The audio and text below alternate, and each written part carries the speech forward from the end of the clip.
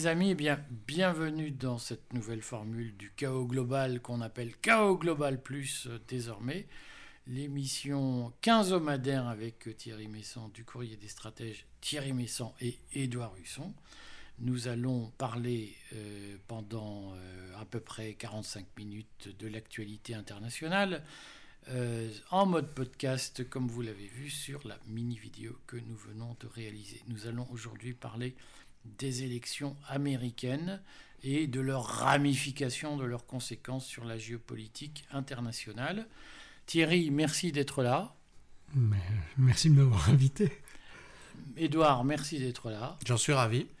On a eu hier soir, cette nuit, le débat Kamala Harris, Donald Trump.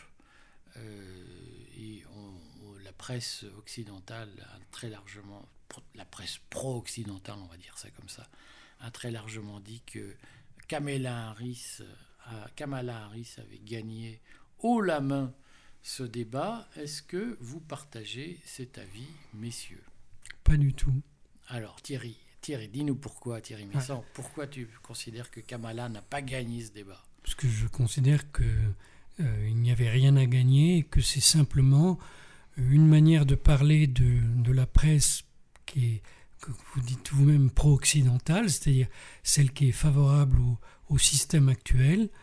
Voilà, elle sait que Kamala Harris poursuivra le désordre actuel et elle s'oppose à Donald Trump, dont on sait que lui veut détruire ce système actuel.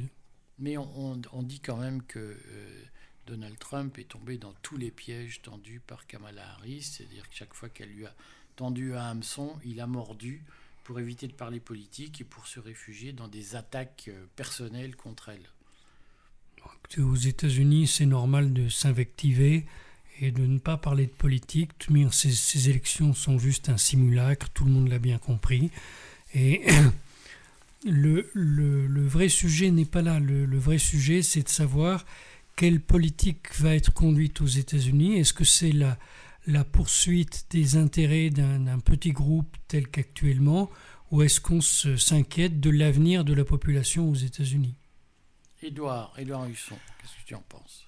Alors, moi je crois qu'on a la grande époque des débats télévisés américains type Kennedy-Nixon, puisque c'est ça qui sert de référence, c'est fini depuis longtemps, puisqu'à l'époque de Kennedy et Nixon, on avait une société relativement homogène de classe moyenne, héritée de la période du New Deal et de la Deuxième Guerre mondiale. Et donc, effectivement, on pouvait imaginer que des candidats hésitent entre les républicains et les démocrates. Aujourd'hui, je crois que ça ne joue qu'à la marge. Est-ce que c'est d'ailleurs ce débat qui va influencer dans les États qui sont tangents, les fameux swing states? Est-ce que c'est ça qui va faire basculer 1%, 2%? Moi, ce qui m'a frappé, c'est que autant les journalistes de la presse mainstream ou subventionnée sont dithyrambiques sur Kamala Harris, autant sur les réseaux sociaux, on a au contraire des avis équilibrés, voire une majorité qui dit que Trump l'a emporté. Donc je pense que c'est très significatif des différents publics. Et que, effectivement, nous vivons aussi dans une société où les médias sont éclatés. Il y a les médias mainstream établis, et puis il y a les réseaux sociaux qui, eux, véhiculent autre chose et expriment un autre type d'opinion. Concrètement, quand même, tu parles, Édouard, de l'effet restreint de ces discussions, de ces débats sur l'opinion, mais on sait que l'élection américaine, elle se joue. Et c'est tout le débat depuis d'ailleurs que Trump est candidat en 2016. Ça a été l'enjeu de ses campagnes notamment sur Facebook, sur les réseaux sociaux. L'élection américaine, elle se joue, comme en France d'ailleurs en réalité, sur 1 ou 2 points de l'opinion, 1 ou 2% du corps électoral, qui, s'il bascule du côté républicain, fait gagner les républicains, s'il ne bascule pas, fait gagner les démocrates.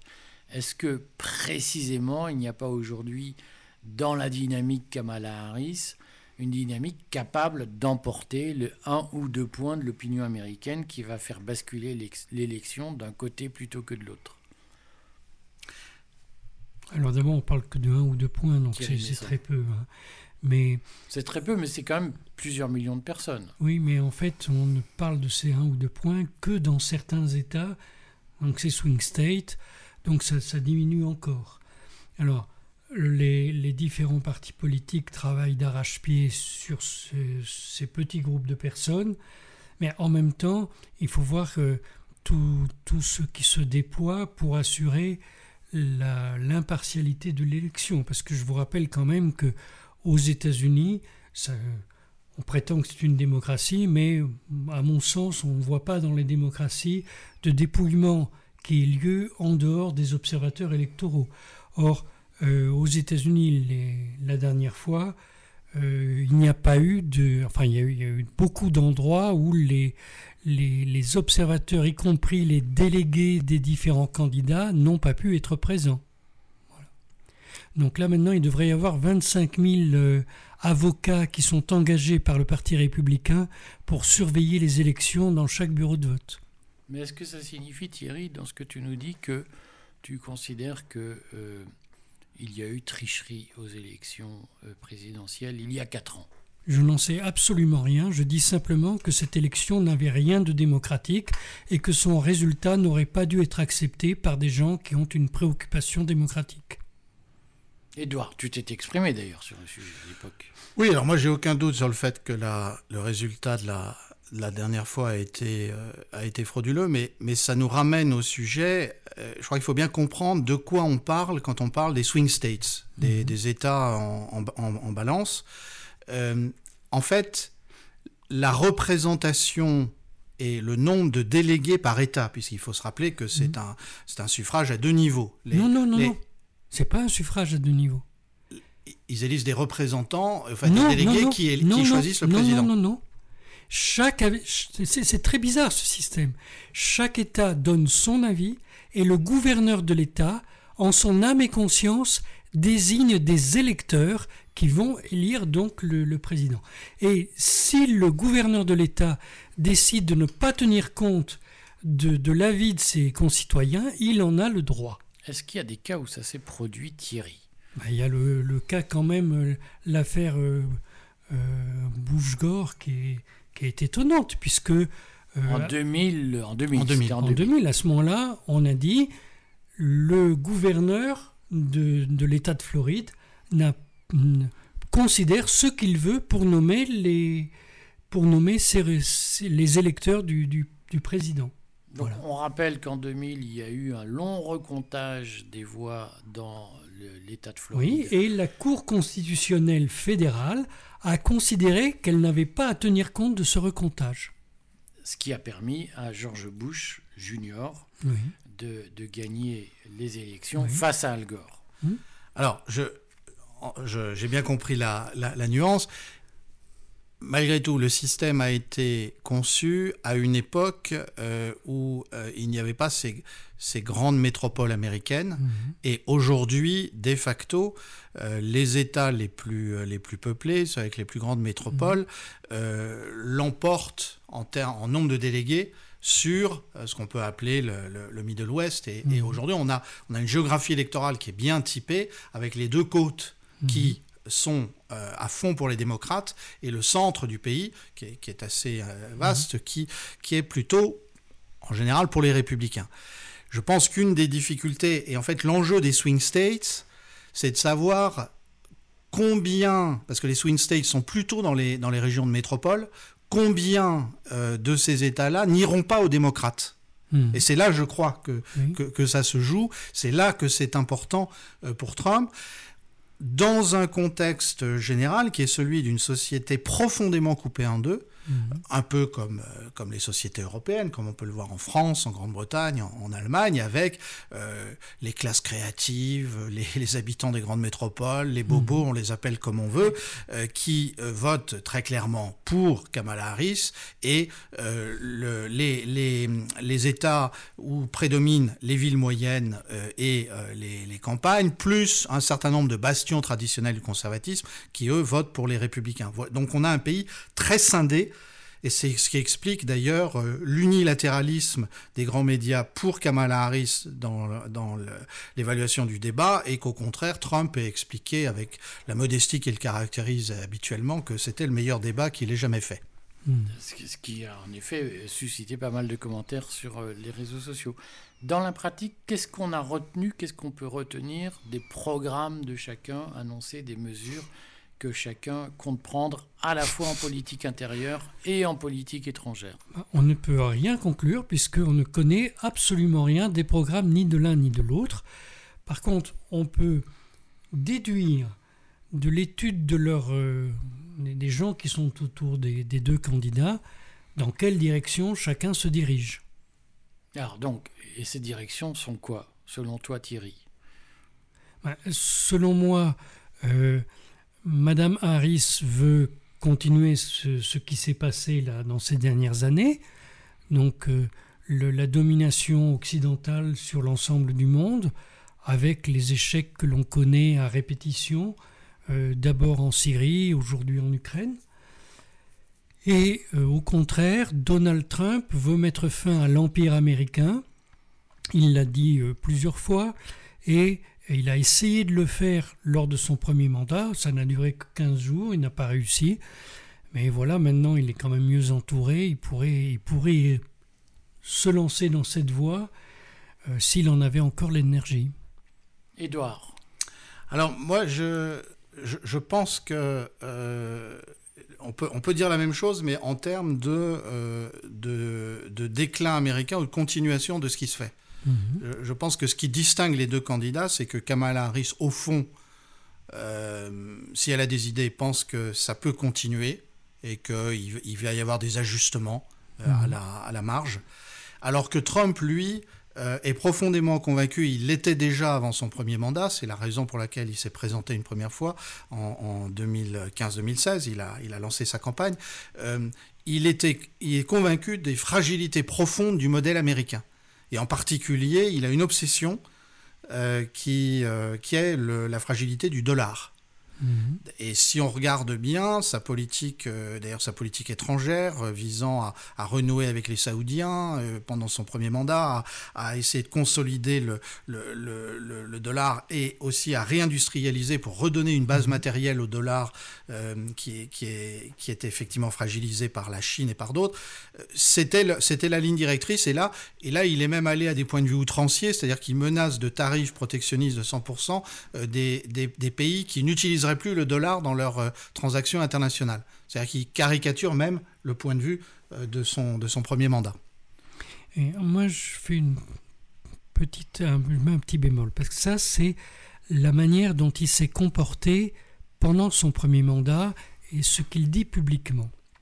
Mais en fait, quand il a été élu, la dernière fois, ça devait être, je pense, son 3e décret. C'était peut-être le 2e jour, quelque chose comme ça. Il a pris un décret pour la réforme du Conseil national de sécurité. Et ce décret visait à mettre fin à l'impérialisme des États-Unis dans le monde. Donc pour ça, il a supprimé le siège permanent du directeur de la CIA et du chef d'état-major. Alors, ça a été au Conseil national de sécurité. Il les a évacués. Il leur a dit, bon, vous êtes là quand on vous le demande, mais c'est pas vous qui faites la politique. Ça a été immédiatement un tremblement de terre mondial et Donald Trump a été obligé de licencier quelques jours après, 15 jours après, je crois, il a licencié son conseiller national de sécurité. Il était obligé de rentrer dans le rang, en fait. Mais ça, c'est son instinct qui le porte à faire ça.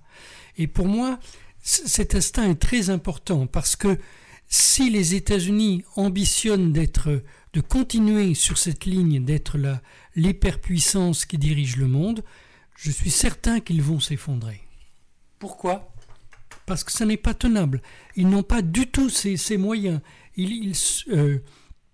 En dehors de savoir si c'est moral ou pas, je veux dire, ils n'ont pas les moyens de cette politique aujourd'hui.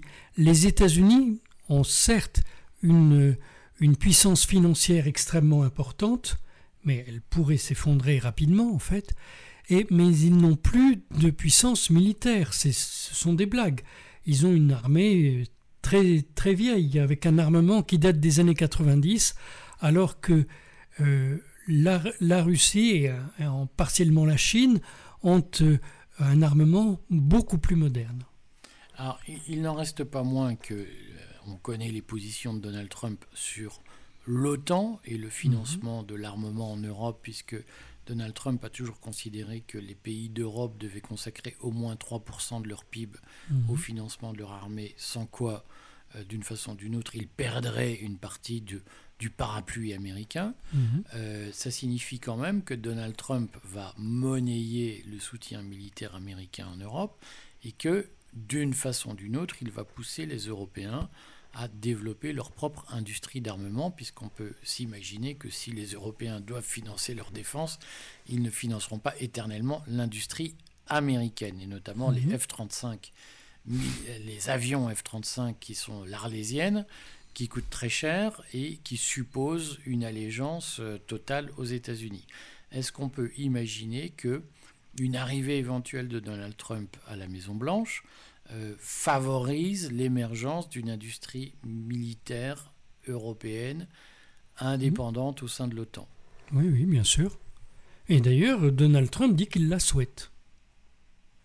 Tant que ça ne nuit pas, c'est là la contradiction de Donald Trump, c'est que d'un côté il dit « je défends l'industrie américaine » et en même temps il rassemble les conditions pour que cette industrie américaine soit mise en concurrence avec des industries étrangères, dont l'industrie européenne. Oui, mais je pense qu'il est conscient qu'un pays ne peut pas vivre avec une industrie de guerre, ce qui est le cas des États-Unis aujourd'hui, qui sont des champions en matière de production d'armement, mais qui sont incapables de produire les éléments de première nécessité, ce qu'on mange et ce qu'on utilise tous les jours. Édouard, quelle est ta position sur la soutenabilité, si j'ose dire, de la doctrine militaire Trump en cas d'élection? Alors, je pense que Trump, en fait, est pétri de contradictions. De fait, il a énormément augmenté le budget militaire quand il était président la première fois, tout en ne déclenchant pas une seule guerre. Il y a eu une petite frappe en Syrie où on lui a forcé la main, mais sinon il n'a pas déclenché une guerre. Il a voulu plutôt le retrait d'Afghanistan. Pour autant, il a créé des conditions de conflits ultérieurs. Par exemple, au Proche-Orient, lorsqu'il a déplacé la capitale, l'ambassade de Tel Aviv à Jérusalem, lorsqu'il a de facto écarté les Palestiniens par les accords d'Abraham d'un règlement global. Et on voit bien que c'est ça qui est à l'origine du 7 octobre. Il y a eu un sursaut palestinien.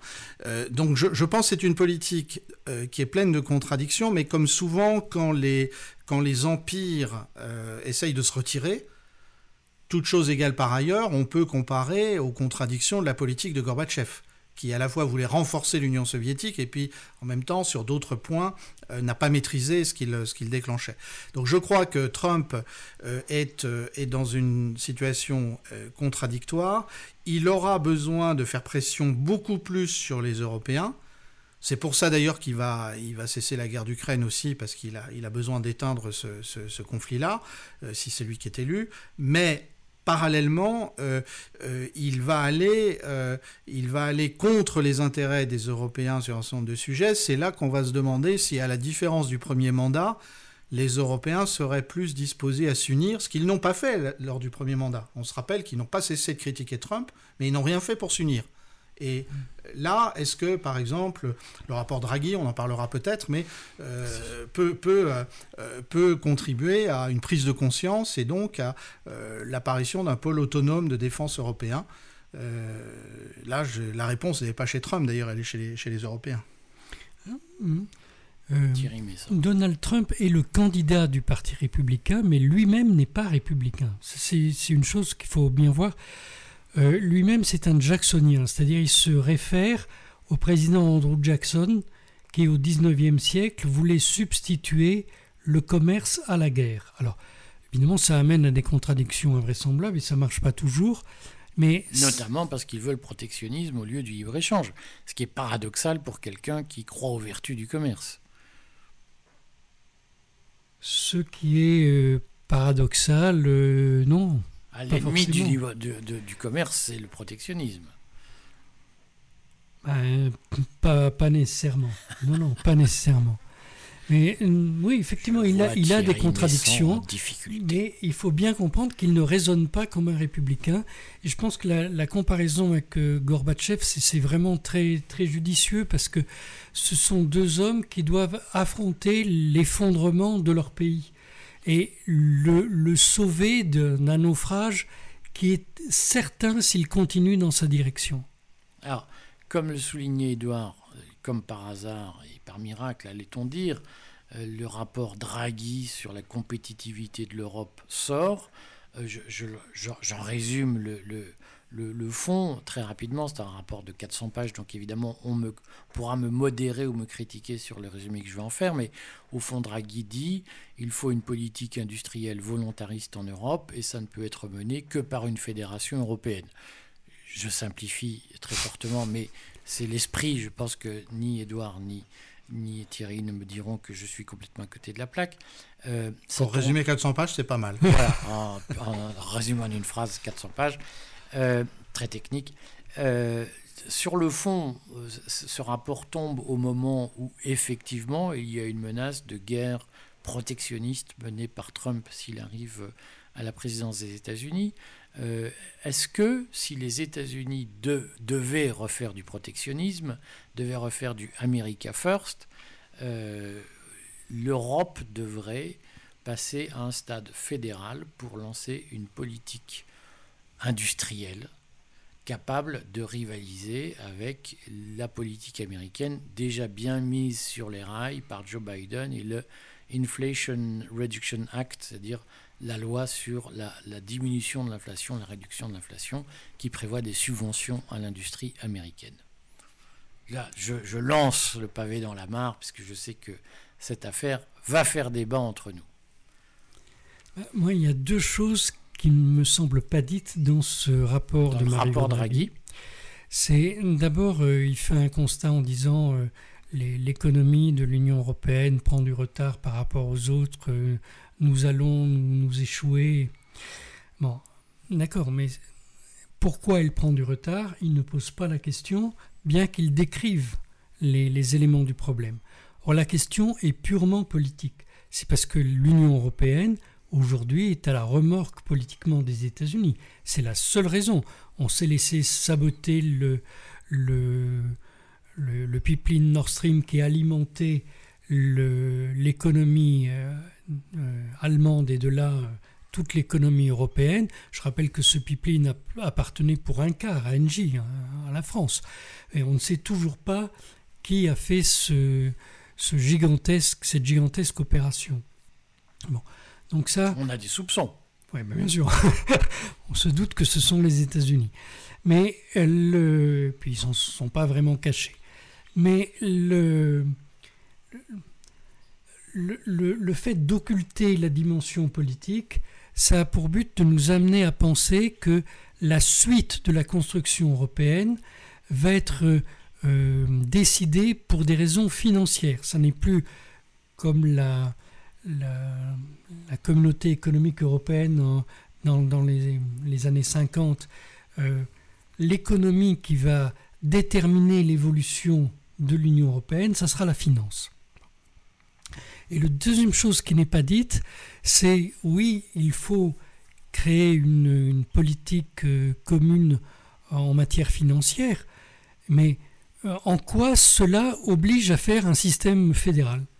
Donc voilà, pour lui, ça coule de source, mais ça n'est pas du tout évident. Et ça il l'explique, il dit c'est une affaire de coordination. C'est qu'aujourd'hui, c'est très compliqué, il y a des émiettements nationaux, certains États ne jouent pas le jeu, il y aurait un pilotage simple et direct depuis l'Union européenne, ça irait beaucoup mieux, c'est ça qu'il dit. On peut très bien faire ça avec un système de coordination sans avoir un système supranational. Ce sont deux questions différentes. Je pense que ça n'est pas abordé par ce rapport. Et l'empressement que l'on a à nous fournir la solution de M. Draghi nous empêche à penser qui doit mettre en œuvre cette solution.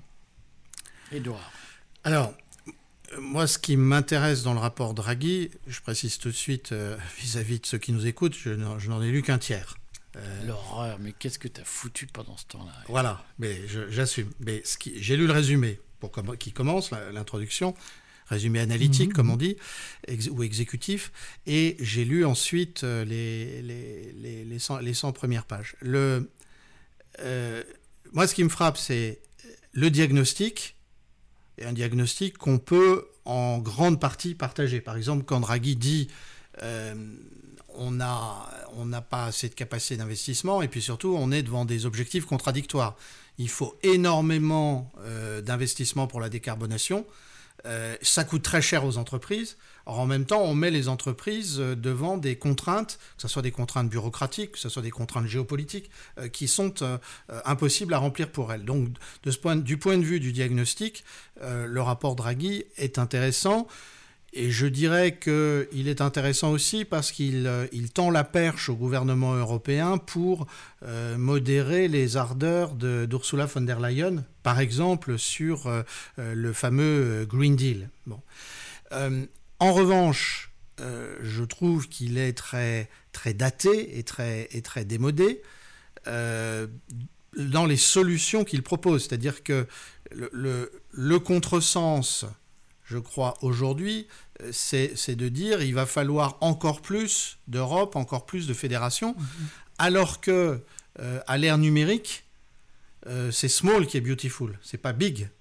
C'est le fait de pouvoir décider le plus près du terrain, au plus près des entreprises, au plus près des investissements nécessaires, qui est important. Et donc, le paradoxe, il a raison dans le fait de dire qu'il faudrait mobiliser de l'épargne européenne, beaucoup plus, puisque l'épargne, ça devient de l'investissement. En revanche, il ne traite pas le sujet qui est celui de l'hétérogénéité des systèmes financiers et des systèmes de protection sociale européens et des systèmes de retraite. Et donc, il ne dit pas, il faut que tout le monde soit d'accord sur l'objectif, mais que chacun fasse au mieux dans son système avec ses caractéristiques. Et ça, je trouve que c'est le côté démodé du rapport Draghi qui n'a pas compris que les grands monstres, les grands mastodontes régulés par une bureaucratie régulée d'en haut, c'est fini. Oui, mais il n'en reste pas moins, je vais me faire l'avocat du diable, mais c'est faire beaucoup d'honneur à Draghi de penser qu'il est le diable. Mais il a un petit air Méphisto, je trouve. Il y a quand même beaucoup de gens, notamment dans les frexitiens, dans les souverainistes, qui disent depuis longtemps l'Union européenne, au nom du dogme du marché, nous empêche de mener une politique industrielle publique ou d'État, ou souveraine ou nationale. Et là, on a quand même un sujet, c'est que Draghi dit mais il faut une politique industrielle, il faut une politique volontariste. Simplement, cette volonté, elle ne doit plus émaner des États-nations, mais elle doit émaner de l'Union européenne.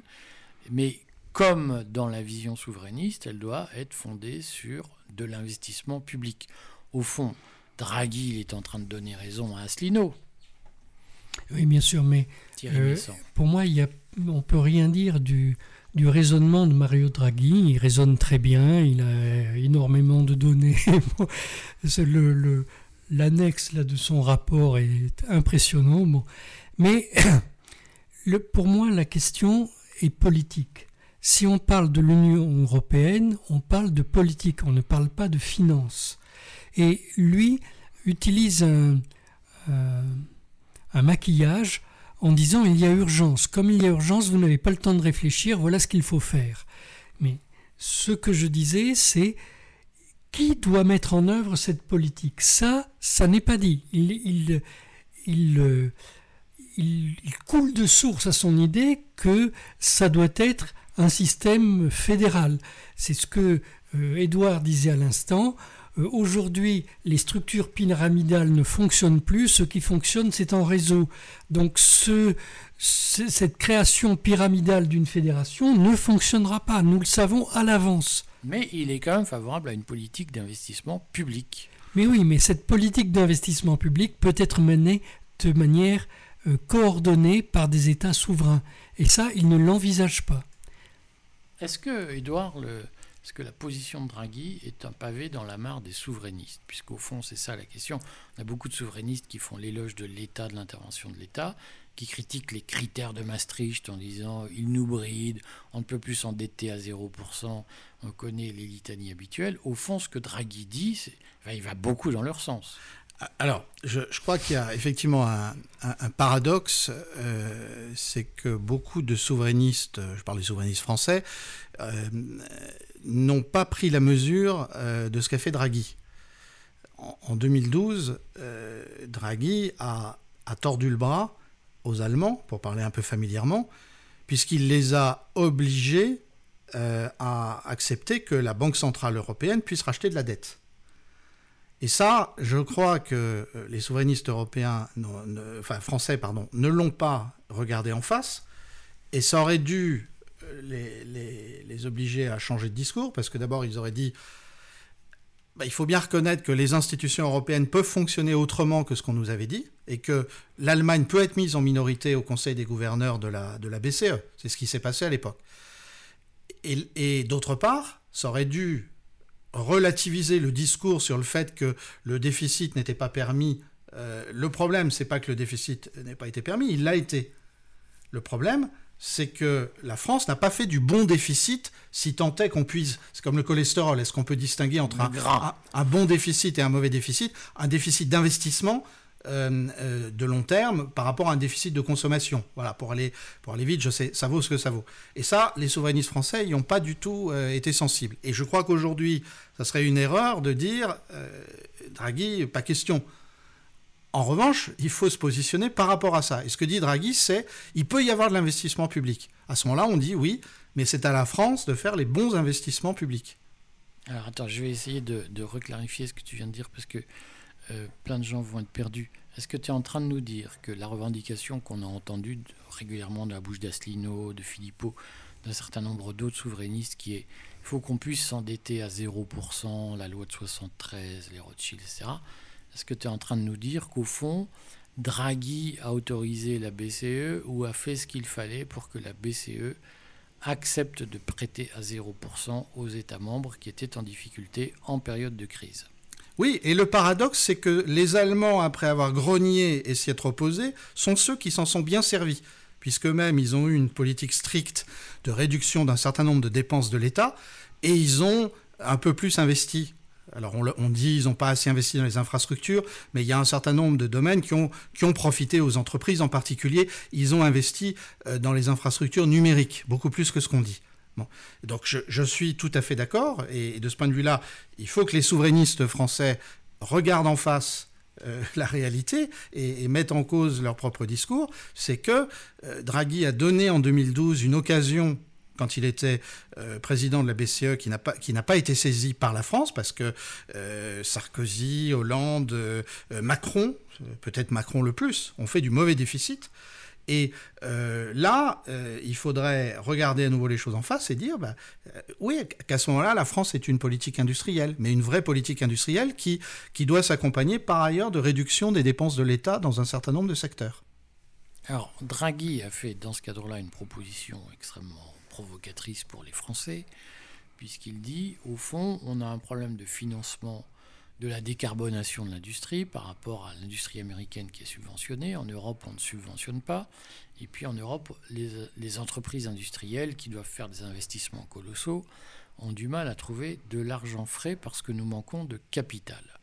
Et Draghi dit, si les entreprises américaines ont du capital et pas nous, c'est parce qu'il y a de la retraite par capitalisation aux États-Unis, donc qui oblige à collecter des années et des années de cotisation avant de servir une retraite. Tout ça, ça fait des petits, si j'ose dire, qui permettent de financer des investissements colossaux. En Europe, comme nous avons la plupart du temps, et ça mérite d'être discuté, de la retraite par répartition, il n'y a pas ces cotisations qui se capitalisent au fil des années.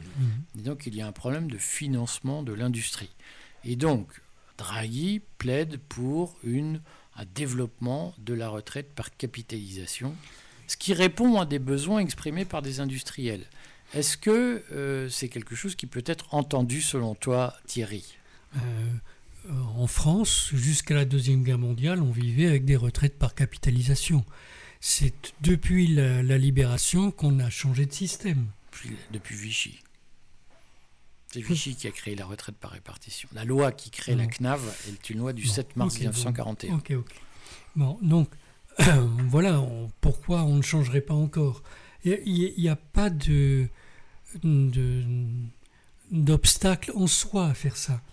Là où il faut réfléchir, c'est quand on passe d'un système à un autre, il y a des gens qui ne seront pas couverts par l'ancien système et qui ne le seront pas non plus par le nouveau. On doit penser à cette chose-là. Or, la préoccupation de M. Draghi, c'est de changer le système.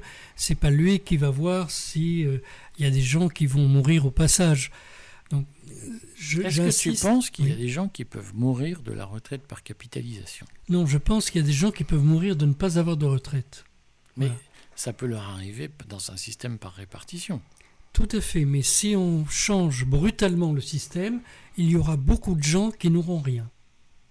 Il faudra prévoir un système pour ces gens-là.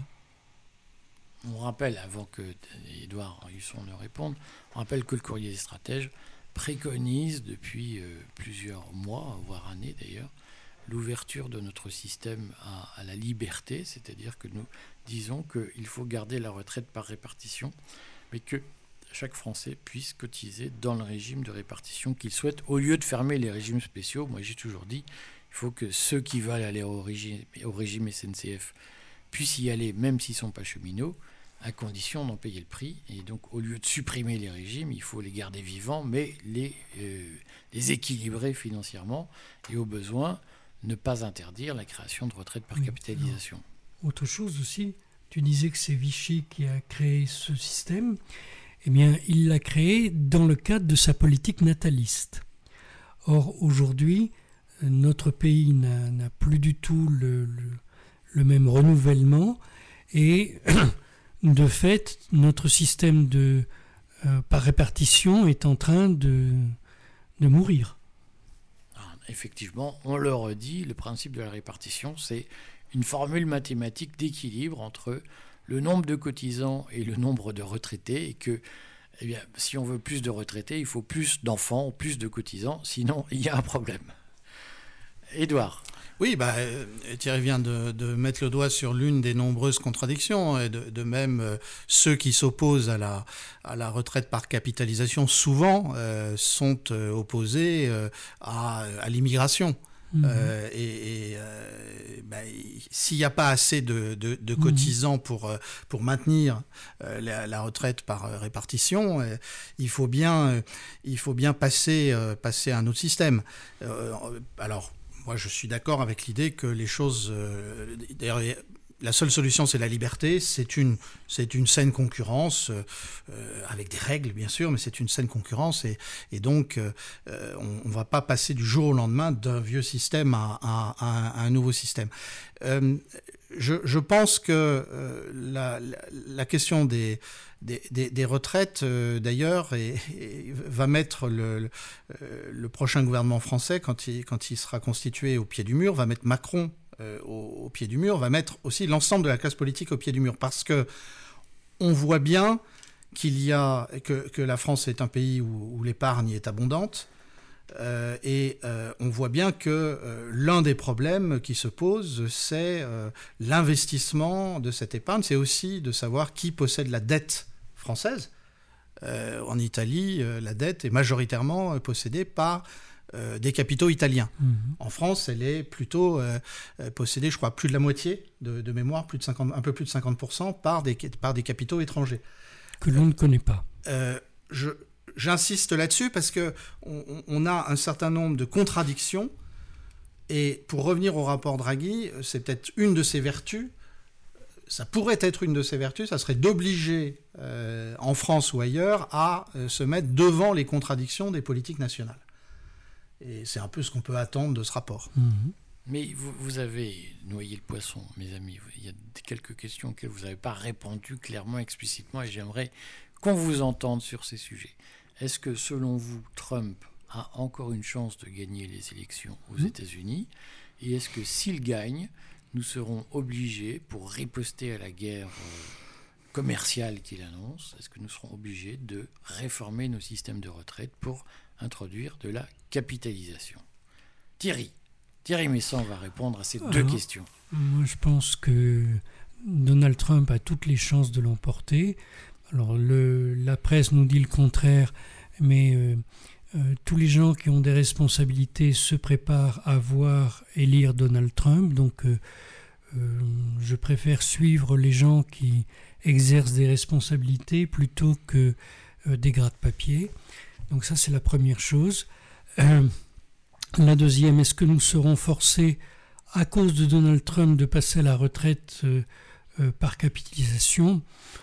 Je ne sais pas si Donald Trump y sera pour grand-chose, mais je pense que de toute manière, il va falloir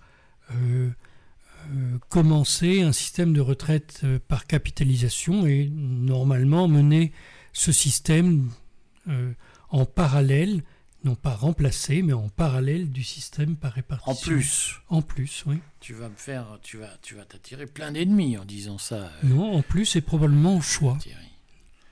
Ce qui est aujourd'hui en partie possible, puisque notamment le plan épargne retraite, le père créé par Bruno Le Maire, on allait dire le regretté Bruno Le Maire, permet de le faire. Donc la question c'est dans quelle proportion est-ce qu'on va augmenter les proportions de la capitalisation en France? Moi, j'espère que ça va augmenter. Ça me paraît logique. Il va se faire plein d'ennemis, Thierry. Alors, Édouard. Alors, sur la première question, est-ce que Trump a des chances de gagner? Oui, il a des chances de gagner. Je n'ai pas regardé dans le détail les États en suspens, les swing states. On va dire que lors de notre prochaine discussion, je me risquerai à un pronostic. Surtout qu'on verra l'effet du débat ou pas, ça permettra de revenir là-dessus. Ce que je remarque, c'est qu'il a eu 62 millions de voix en 2016, il en a eu au moins 70 en 2020, ce qui est très rare pour un président sortant d'avoir plus de voix que lorsqu'il a été élu. Et là, dans la logique des choses serait qu'il ait effectivement un large score. Kamala Harris est un tout petit peu en avance selon certains sondages pour le vote national, mais on sait que c'est le vote par État qui compte, c'est le nombre de délégués, en tout cas que souhaitent avoir les Américains dans chaque État. Donc oui, Trump peut encore gagner pour répondre à la réponse, ce qui ne veut pas dire qu'il va gagner. Deuxième élément, je crois qu'il va y avoir une différence fondamentale avec le premier mandat de Trump, c'est que les Européens ne pourront plus dire « Ah, ça serait tellement mieux avec les démocrates » si Trump est élu cette fois-ci. Soit on a Kamala Harris, et ça va continuer comme avec Biden, et donc ça va pas très bien se passer entre Européens et Américains. Soit on a Trump, qui a la réputation d'être un grand méchant, sauf que le moins qu'on puisse dire, c'est qu'avec le recul, Biden n'aura pas été très gentil avec l'Europe. Par exemple, forcer l'Europe à une guerre avec la Russie, peu importe qui est à l'origine de la guerre d'Ukraine, mais pousser à fond l'Europe, l'Union européenne dans une guerre qui aboutit à ce que l'énergie soit beaucoup plus chère pour un certain nombre de pays, à ce que Nord Stream soit saboté, etc., c'est pas très gentil, c'est le moins qu'on puisse dire. Et donc, je crois que ça va changer les choses. Alors, est-ce que ça ira jusqu'au sursaut protectionniste vis-à-vis des États-Unis, sursaut sur une réforme des retraites, etc. C'est le grand débat sur nos classes politiques en Europe actuellement qui ont été tellement américanisées qu'on se dit elles n'ont plus beaucoup de capacité de sursaut. Donc est-ce que ça ne va pas engendrer au contraire un renouveau des classes politiques un peu partout? Peut-être que l'Allemagne d'ailleurs montrera la voie. Moi je pense que s'il doit y avoir, quel que soit le président élu aux États-Unis, ce pays va devoir affronter un problème intérieur que l'on n'anticipe pas ici. Un problème intérieur qu'il aurait dû affronter en fait à la fin des années 90, mais bon, il y a eu le 11 septembre et donc ça a permis de reporter la question. Ce problème, c'est celui que l'Union soviétique a rencontré. Cet empire explosera. Et de même que l'Union soviétique s'est fracturée, de même les États-Unis se fractureront. Et pour moi, quel que soit le prochain président, ça sera ça son premier problème. On nous reste 5 minutes pour finir sur un sujet qu'on n'a pas évoqué, qui est pourtant très lié à la question de Donald Trump. Donald Trump a annoncé qu'en cas de victoire, la guerre en Ukraine devrait se finir. Est-ce que ça signifie qu'il reste pour Zelensky, et on va très vite sur le sujet, mais je voulais quand même qu'on en parle, est-ce que ça signifie que pour Zelensky, il reste 6 semaines utiles pour remporter la victoire avant de disparaître? Oui, bah bien sûr que ça signifie ça. Monsieur Zelensky est en train de transférer son argent à l'étranger. Il n'est plus président depuis le 21 mai. Il continue néanmoins à se présenter comme tel, alors que d'après la constitution ukrainienne, c'est le président du Parlement qui doit assurer l'intérim, puisqu'il n'y a pas d'élection là-bas. Donc il se déplace accompagné du président de la Rada. Je trouve ça très spectaculaire en fait. Il y a un usurpateur et le vrai président à côté de lui, partout où il se déplace maintenant. Voilà. Donc ce système ne va pas durer. Qu'est-ce qu'il est capable de faire pour gagner dans les 6 semaines? Est-ce qu'il peut nous mettre au bord du conflit nucléaire, histoire de jouer son va-tout? Voilà, il peut provoquer une situation qui implique excessivement les États-Unis, mais il ne peut pas gagner lui-même. Édouard. L'Ukraine ne peut plus gagner la guerre, ça je crois qu'on sera d'accord pour le dire. La question, effectivement, je rejoins Thierry sur est-ce que l'Ukraine peut impliquer les pays de l'OTAN plus, et en particulier les États-Unis. Et on voit bien que l'incursion à Koursk, les provocations en lançant des drones ou d'autres projectiles sur les centrales nucléaires à Zaporozhye ou dans la région de Koursk, c'est destiné à créer une catastrophe qu'on pourrait attribuer aux Russes, et à ce moment-là que les États-Unis disent non, ça suffit, là maintenant on tape du poing sur la table. La réalité quand même sur le terrain, c'est que ça apparaît comme des manœuvres désespérées à un moment où l'armée russe, sans accélérer le rythme, d'ailleurs c'est ce qui peut paraître étonnant, mais avance un peu plus parce qu'il y a de moins en moins de soldats ukrainiens en face d'elle, dans le Donbass, puisqu'il y a beaucoup de soldats qui ont été envoyés dans la région de Koursk. Et qu'il y a beaucoup moins de soldats ukrainiens en général. Voilà, à cause des pertes, d'une part, qui sont énormes, et d'autre part, parce qu'il y a, ce qu'on ne dit pas, c'est qu'il y a beaucoup de désertions. On estime qu'il y a environ 30 000 désertions par mois dans l'armée ukrainienne, ce qui est à peu près le nombre de nouveaux soldats levés chaque mois. Donc, c'est-à-dire qu'on a un bilan à somme nulle. Donc, Zelensky peut essayer en 6 semaines de ne pas perdre et d'impliquer les États-Unis. Et visiblement, les États-Unis n'ont pas envie de se laisser entraîner. Mais on ne sait jamais ce qui peut se passer. On précise qu'il n'y a plus personne aux États-Unis capable d'empêcher Zelensky de faire n'importe quoi, puisque Biden est l'autorité en place qui, au fond, est finissante. Donc, est-ce qu'il y a un risque, selon vous, de dérapage dans les quelques jours qui viennent? Alors, il y a un risque évident, je dirais, il y a quelques jours, là, William Burns, le directeur de la CIA, participait à une soirée mondaine là, à Londres, et il a expliqué que les menaces de Vladimir Poutine d'une guerre nucléaire n'étaient plus crédibles. Donc s'il a dit ça, c'est précisément parce que c'est très crédible, oui.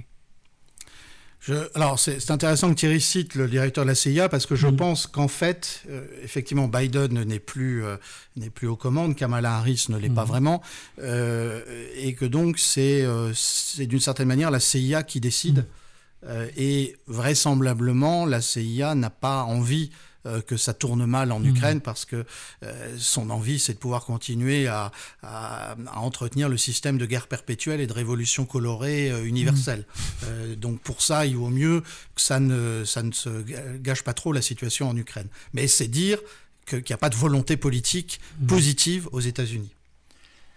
Écoutez, on suit ça. Ce que je vous propose, c'est qu'on se retrouve dans 15 jours. On est tous d'accord. Moi, j'aimerais que dans 15 jours, on parle de la trilatérale et de son rôle aujourd'hui dans la géopolitique occidentale, en particulier dans sa structuration du monde occidental. On vous rappelle que d'ici là, donnez-nous vos conseils, vos avis pour améliorer notre formule, notre préfiguration par podcast. Et puis, vous pouvez vous abonner à la lettre de Thierry, la lettre hebdomadaire, qui est passionnante. C'est chaque semaine 8 pages. Ah non, c'est entre 10 et 16 pages. Entre 10 et 16 pages. C'est sur le site voltairenet.org. voltairenet.org. Alors, je vous recommande la lecture de cette lettre qui est effectivement, et de mon point de vue, une espèce de chronique à la mode du moine du Moyen-Âge. C'est-à-dire que Thierry note méticuleusement tous les faits et les explique avec des focus tout à fait intéressants. Et puis, vous pouvez vous abonner au Courrier des Stratèges, à la chaîne YouTube du Courrier des Stratèges, c'est gratuit, à la chaîne payante YouTube du Courrier des Stratèges, qui est une chaîne patrimoine, et retrouvez-nous sur le fil Telegram du Courrier, c'est gratuit, c'est 24/24, 7 jours sur 7. Ça vous permet de vous tenir au courant de notre actualité sans aucune difficulté. Mes amis, à bientôt et merci de vos conseils pour nous améliorer. On se retrouve dans 15 jours. À très bientôt. À bientôt.